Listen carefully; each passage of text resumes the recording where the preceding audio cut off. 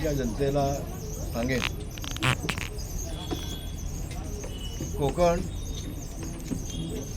हे आजही शिवसेना प्रमुख माननीय बाळासाहेब ठाकरे यांचंच आहे. आजही एकनाथजी शिंदे यांच्या नेतृत्वावरती विश्वास ठेवणारं कोकण आहे. कोकणानं शिक्कामोर्तब केलं आहे की एकनाथजी शिंदे जे शिवसेना प्रमुखांचे विचार पुढे घेऊन चालले, आम्ही त्यांच्यासोबतच आहोत. मी पहिल्यांदा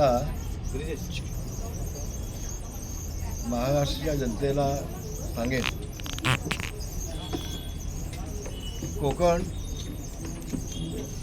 हे आजही शिवसेना प्रमुख माननीय बाळासाहेब ठाकरे यांचंच आहे. आजही एकनाथजी शिंदे यांच्या नेतृत्वावरती विश्वास ठेवणारं कोकण आहे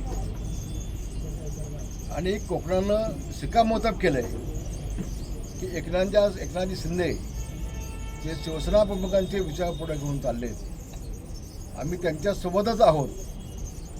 याच्यावरती पुन्हा एकदा कोकणवासियांनी शिक्कामोर्तब केलं आहे. मला खूप आनंद आहे की मला वाटतं 2001 सालाच्या आसपास मी 100% खेडमध्ये शिवसेनेचे सगळे नगरसेवक निवडून आणले होते. आज माझे चिरंजीव योगेश दादा कदम यांनी पुन्हा एकदा खेडमध्ये चमत्कार घडवला आणि शिवसेना भाजपचे 21 नगराध्यक्षांसह पुन्हा एकदा निवडून आणले. मला खूप अभिमान आणि आनंदही मला झालेला आहे. विशेषतः खेडमधील माझ्या मुस्लिम बांधवांनी जे मला सहकार्य केलं,